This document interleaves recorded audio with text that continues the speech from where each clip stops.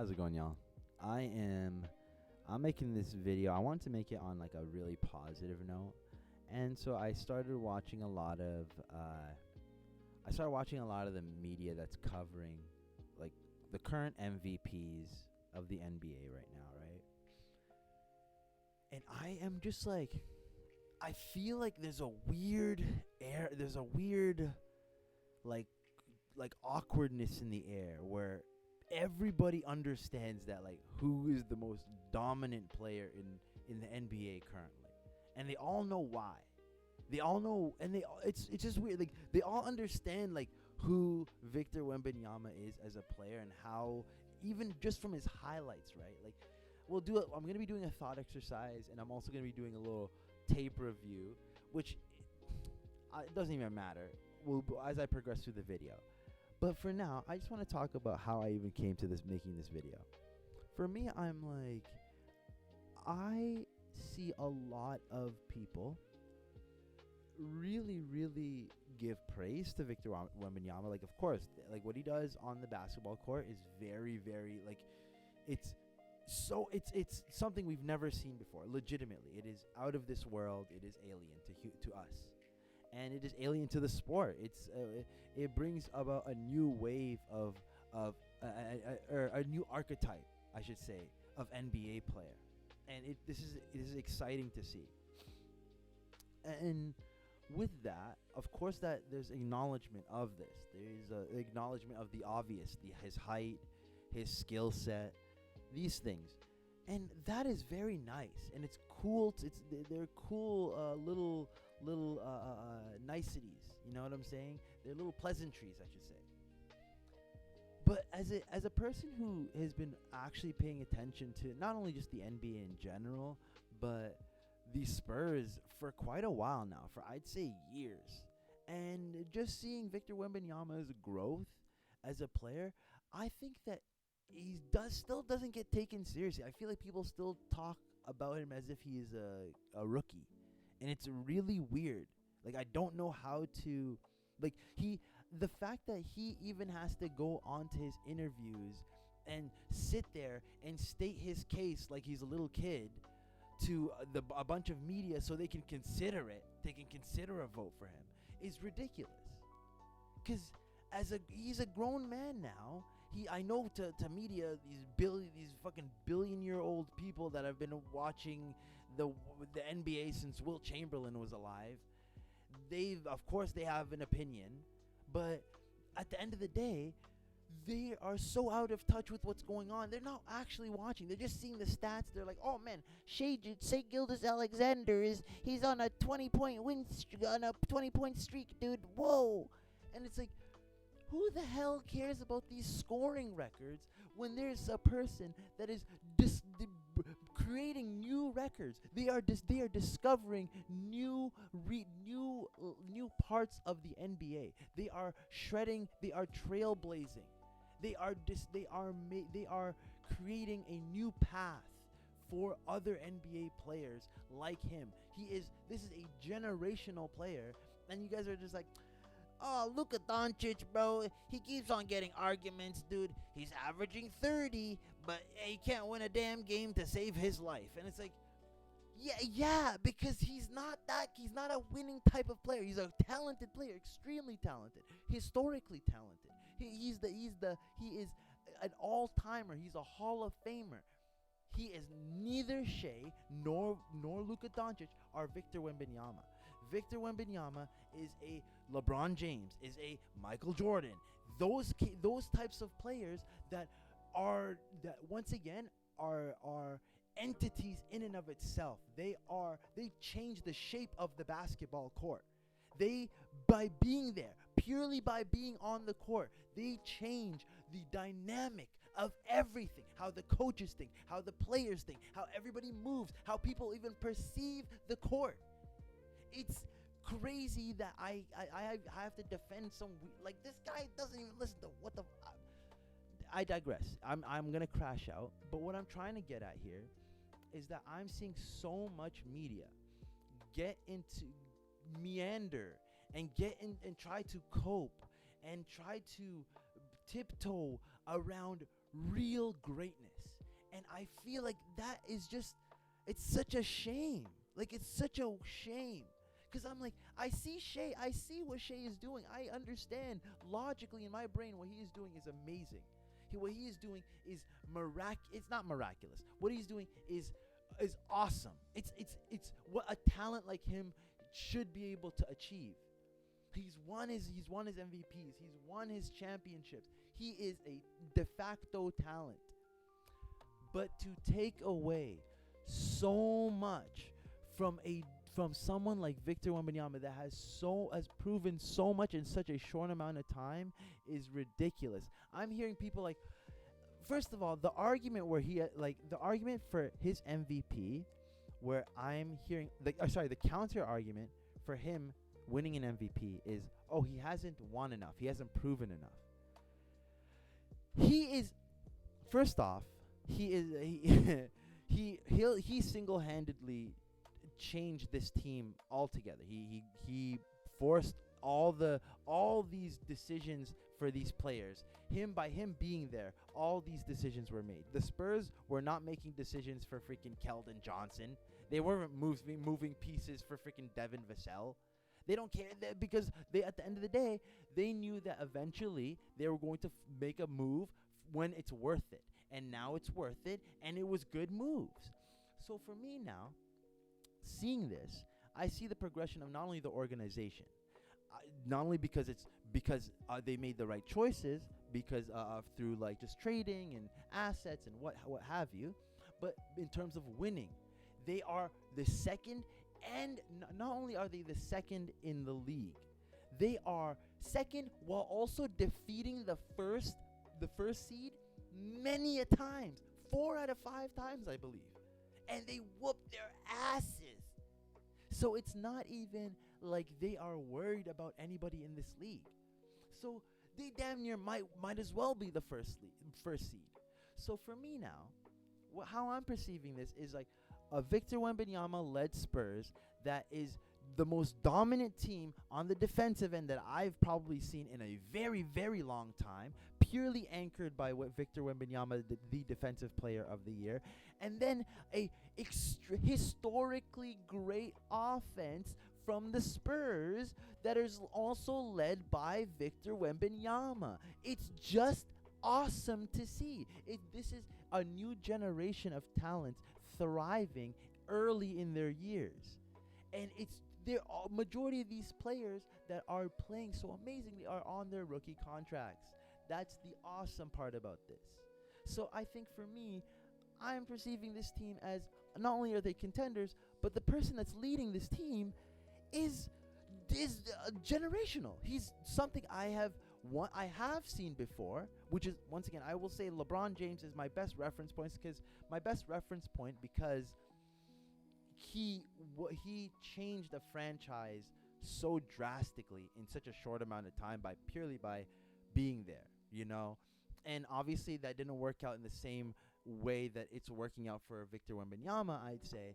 But I'd say that's my closest reference, right?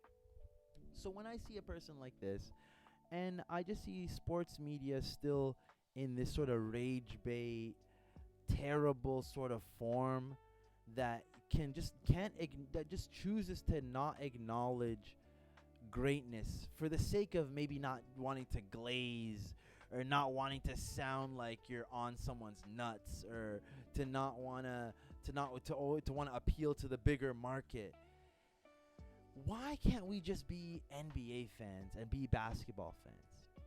And here's the deal. I already know the answer. The short answer is because majority of the sports media doesn't actually watch any of these games. They just have a teleprompter telling them what to say and some cue cards, which is, I mean, I don't expect more. I mean, I want to expect more, but I don't. So for me, the way that I'd like to go about it is by acknowledging greatness. I like Luka is a extremely talented player. I don't think he should win MVP ever. He should win some scoring titles, maybe even a championship. He's just not an MVP. He's not effective. For me, an MVP, you have to be effective on both sides. And that gets me to my next point. We're gonna do a little thought. We're gonna do a little thought exercise here. What I have here is the obvious list of the most recent MVPs, right? And so we're just gonna be doing we're just gonna be running through it. We're obviously gonna be going through chronologically. So to 2025, Shea Gilgeous-Alexander, Oklahoma City Thunder, obviously 32 points, 30, almost 33 points. Shit. Wow, wow, a block per game, 6 assists per game, 5 rebounds per game on great efficiency. Absolutely fair, super talented, a historical offense and a championship winning team. Well earned. I am never going to doubt this. Nikola Jokic, this is his 3rd MVP. I would say this is probably his weakest one. Personally, his great efficiency, 26 points, 12 rebounds, 9 assists, on 0.9 blocks, almost a block a game. I'd say that's his weakest MVP. That's his 3rd one, so it is what it is. Joel Embiid, I'm not going to lie to you, I just don't care for this MVP at all. I think all of this is just kind of just, it's kind of just to me. Although Joel Embiid, I just don't like as a player, so it is what it is. Nikola Jokic, these 2 MVPs, very great. And obviously, this is centered. The majority of these stats are obviously these are offensively centered stats, except for the block per game. But I just like to point out that when acknowledging an MVP, I usually look at the effectiveness of a game. A scoring title is one thing, right? Like, best scorer is great. But I usually look at the best there's no award for best two-way player, right? So when I think of best two-way player, I think that's the MVP, because that's the person that's affecting the defense on the most efficient degree and the offense in the most efficient way, right? So that is usually my default thought. So when looking at these stats, I'm like, these are awesome stats, but obviously a lot of these are led by or won by players that are very offensively oriented. Nikola Jokic is not a great defender. He is at best average defender. Joel Embiid, I'd say he's probably out of this group right here, excluding out of the 2020s, excluding Giannis, I'd say he's the best defender out of this group. And then we get one of my favorite MVPs that I've seen in a long time, which is the Defensive Player of the Year and an MVP, won by Giannis. Which is funny because I would say I liked his previous year a little bit more, because his previous year was probably a better defensive year, even I'd say from a stats standpoint and from a visual standpoint. So, but I'd say obviously with the 2020 he was a very 2020 he was just outstanding, and they also we had quite a weird sample size for when it came to basketball for obvious reasons. And then this is where it gets to a point where I'm like, this was the revolution. This was the changing period for me, right? Where historical just teams, obviously, but especially historical offenses were just concentrated. And this is the Stephen Curry, the three ball era. This is the pioneering 3-ball era, the early 3-ball era, where Kevin Durant was cool, but 2015 until the 2020s, this was Curry, James Harden, Westbrook. I mean, he was here for one reason and one reason only, and it wasn't a good reason. It was a very I would in hindsight a very egregious thing, but like Russ fans, they got their own, they got their own thing. They like it. So I feel the same way kind of about the Joel Embiid one, where I'm like, it's an MVP. It's one of the MVPs of all time. You know, James Harden, obviously for obvious reasons, terrible. I wouldn't say terrible efficiency, but just not good efficiency. 30 points though, just everything else. Just it was just pure offense. Pure offense. Just legit. Just shot. Just chucking a lot of 4-point plays. I remember those 4-point plays. Good 4-point plays. Those good memories right there. Russell Westbrook once again. Then Steph Curry. For obvious reasons, but this was the convincing. I think these were the MVP seasons that were the convincing factors, which is crazy because, like, look at this. His first MVP, 23 points. His efficiency, not that, like, very average relative to Steph Curry, you know? But, like, just a good overall point guard, you know? Just he was started a winning franchise. They're getting good pieces around him.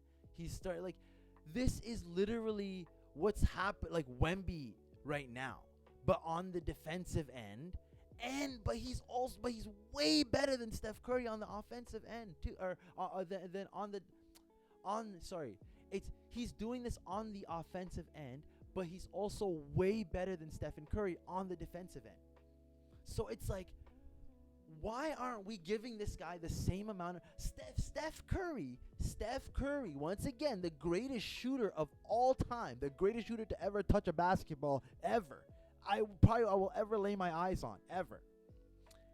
That guy, if his stat lines were 23.8, 4.3 and 7 assists, 4.3 rebounds and 7 assists, you think Wemby's amazing historical defensive statistics and his great outstanding offensive statistics that are better than these probably not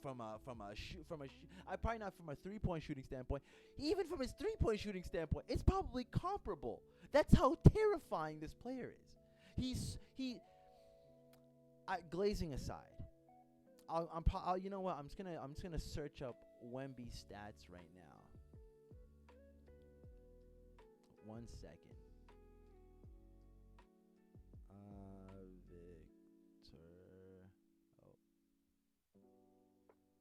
Victor Wembanyama. Let's look at his stats right now.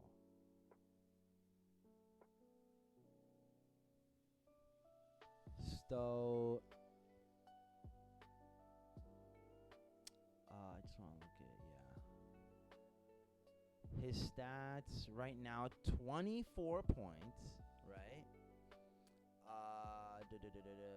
2.5 turnovers.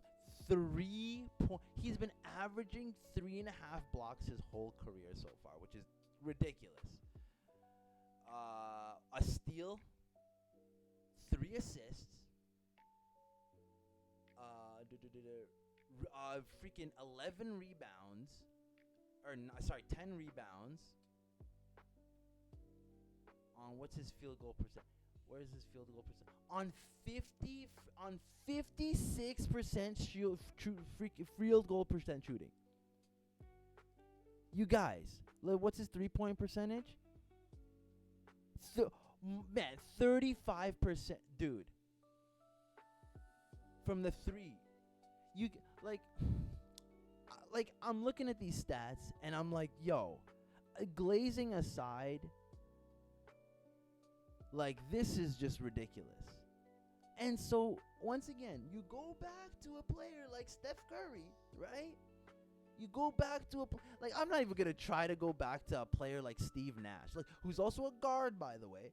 If I go to centers, once again, Tim Duncan, I'm not even going to try to go to Tim. His defensive stats are relative to Tim Duncan, which, once again, this is the standard that he is already at.